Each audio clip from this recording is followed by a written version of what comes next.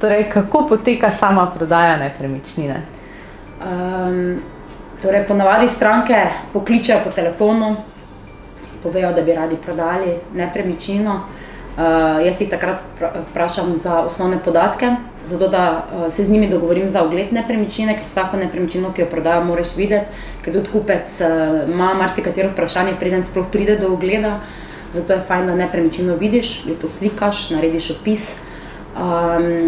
Jaz si ponavadi naredim tako, da torej vprašam za podatke, da si že dobim torej zemljiškoknjižni spisek, podatke iz GURS-a, potem se stranko na sami lokaciji dobim nepremičnine, greva skupaj skozi stvari, torej od tega, kaj je bilo obnovljeno, kaj je predmet prodaje, kakve so njihove želje, roki, kdaj se bi izselili, v glavnem, ne mi povejo, kako pa kaj, potem pa določimo ceno. Zdaj, jaz mislim, da vsak prodajalec nekako približno ve, koliko bi bila cena, in tudi prodajalec je tisti, ki nastavi ceno.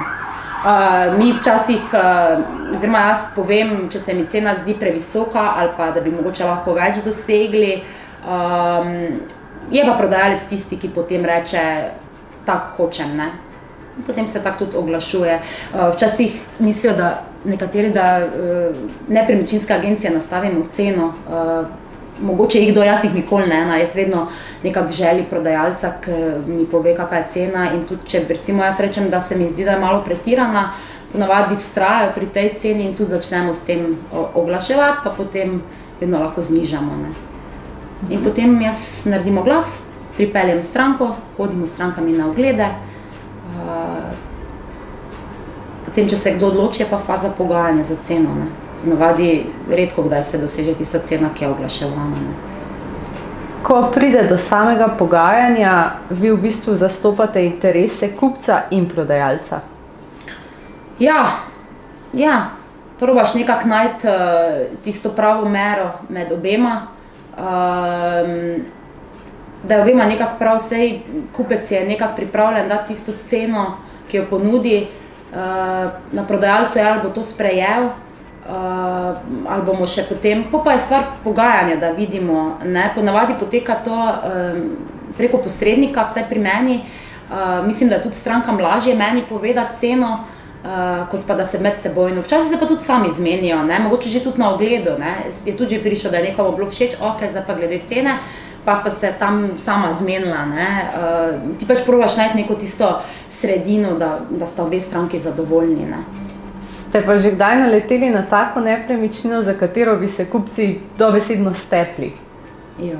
Da je že bilo res, da ste res dobivali ponudbe?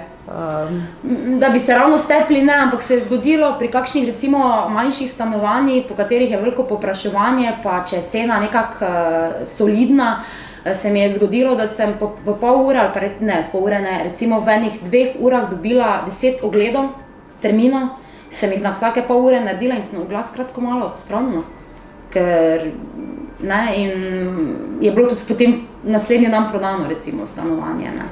In kako je potem v takih primerih? Pošiljajo kupci ponudbe s cenami ali se vse dogovarjajo kar v živo?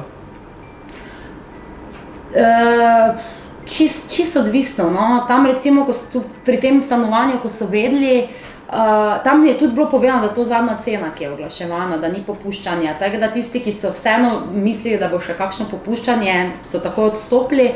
Tako da na koncu, kljub temu, da je bilo recimo 10 ljudi takrat, sta potem bila 2-3, ki so, ne, in tu je potem včasih problem, zvišati ni sicer noben hotel ponudbe, pa se pač gre, kjer je prej pripravljen dati aro, ne. To pa je tudi v neki meri precej odvisno od banke, da je kredit odobren, ali imajo ljudje ponavadi že nekako to našparano oziroma pripravljeno? Čisto je odvisno spet od stranke, ne. Zdaj, tisti, ki imajo gotovino, tako in tako ni problem, tisti, ki pa jemljejo kredit, se pa eni odločijo, da dajo aro, ker so prepričani, da bodo kredit dobili oziroma imajo dovolj lastnih sredstev in ne potrebujejo takega velikega financiranja. Se pa tudi zgodi, da nekdo reče, da bo kupil, se zmenimo za ceno, ampak počaka, da bo imel kredit odobren in to lahko potem traja tudi 3 tedne in takrat smo mi še vedno, ne, se je tudi zgodilo, da je nekdo, smo ga čakali 3 tedne s prodajalcem, pa recimo potem kredita ni dobil, are ni bilo dane, posel propadel in si šel znova, ne, tako da ne moreš nekoga siliti, ne, da aro, zato ker če ne bo pol dobil kredita, mu ara zapade, ne, in je ne dobi nazaj. Tako da je čisto odvisno spet od stranke, kako se odloči, ne. Imate pa kakšne izkušnje s kakimi posebnimi bankami ali pa s kakšnim posebnim financiranjem, da bi bilo pri ljudem bolj simpatično oziroma bi se večkrat odločali? Moram reči, da je pri strankah največkrat ljudje preverijo pri tisti banki, pri kateri imajo odprt račun. Jaz strankam pač povem, glede na zgodovino strank, ki so jemale kredit, ko me vprašajo, katera banka, ker banke hitro spreminjajo. Zdaj je enkrat ta ugodna, spet drugič je ta. Tako da jaz ponavadi gledam na to, kaj mi same stranke povejo, ki jemljajo kredit. Potem se tudi kupci se sami odločijo, pri kateri banki bojo potem jemali. Ampak pri sami pripravi papirjev da se odobri kredit, pa vi tudi pomagate? Ja, jaz si moram napisati osnutek pogodbe ali pa predpogodbo, potem, ker recimo, če je treba, zdaj, če gre za hišo, ker pripravim kopijo gradbenega dovoljenja, zemljiškoknjižni izpisek, pač to, kaj je za banko potrebno. Meni je osebno najlažje, kadar prodajalec oziroma kupec mi da kontakt od bančnice, s katero sodeluje, da se jaz z njo povežem, zato da tudi mi dve uskladimo pogodbo, da je tako kot banka zahteva, ker tudi tu se lahko spreminja. Napišu še enkrat pogodbo, pa banka reče, bi tu malo popravili in mi je lažje, da jaz direkt z njo sodelujem. Tako da na koncu tudi dosti naredi za kupca, no. Pomagaš pri samem financiranju ne, ampak to, kar pač rabi papirje, da mu urediš, ne. In vse te storitve so vključene v končno ceno? Ja, mi za svoje delo dobimo provizijo in to je to, ne računamo potem ekstra prodajnih pogodb pa nekih dodatkov, načeloma ne, no. In kakšna je ponavadi provizija, ki jo dobite? Je čisto odvisno, no, ponavadi je 3,5, največkrat. In v večini primerov jo plača? Vedno jo plača prodajalec, razen da se kdaj zmenijo, da prodajalec potem, ampak to je, recimo, če nekdo zniža ceno, se zmenita, si delita stroške, ne, tudi davek je načeloma od prodajalca, ampak se lahko stranke drugače dogovorijo, medtem ko recimo v Ljubljani je trend pol-polne, oziroma da plača polovico prodajalec, polovico kupec, pri nam pa je, v Mariboru je pa, da plača vse prodajalec, čeprav ti na vse zadnje dosti naredi za kupca, ne, vsaj kar se pri tistih, ki jemljajo kredit, ampak sam si želiš, da je nepremičnina prodana, pa da spelješ to čim hitreje, ne. Torej, katere 3 nasvete bi dali osebi, ki se odloča za prodajo nepremičnine? Prvi nasvet, definitivno, da naj nepremičnino pripravi na prodajo.